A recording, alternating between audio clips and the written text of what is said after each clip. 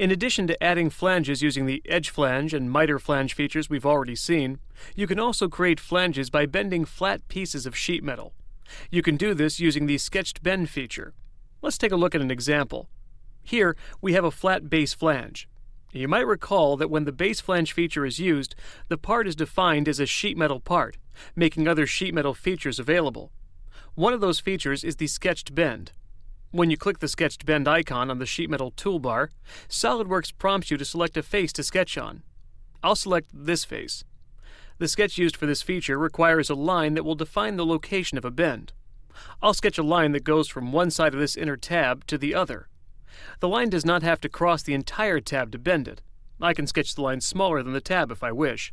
However, if you attach the line segment to each side of the tab, you can prevent errors that might come up in the future if you make changes to the shape and size of the tab. Another reason to attach the line segment is to prevent the line from extending into the surrounding material. If the line is long enough to extend into the surrounding material, it'll be affected by the bend as well.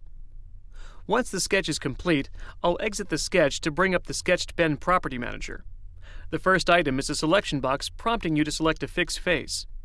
When using the Sketched Bend feature, one side of the sketch line will remain unchanged while the other side is bent.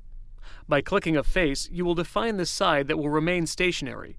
I'll click on this side of the line, and you can see the selection box is filled. Next is the option to choose where the bend is located in relation to the sketch line.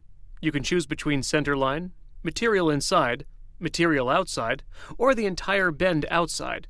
These options will be available with most sheet metal features that create new bends, such as the edge flange and miter flange that we've already seen.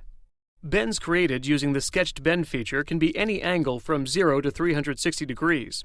You enter the angle here, and you can use the reverse direction button if you need to change the bend to the opposite side. Now, we've also seen these last options in previous features. They allow you to change the default bend radius and bend allowance. I'll use the defaults in this case. Once you click OK, SolidWorks adds the bend.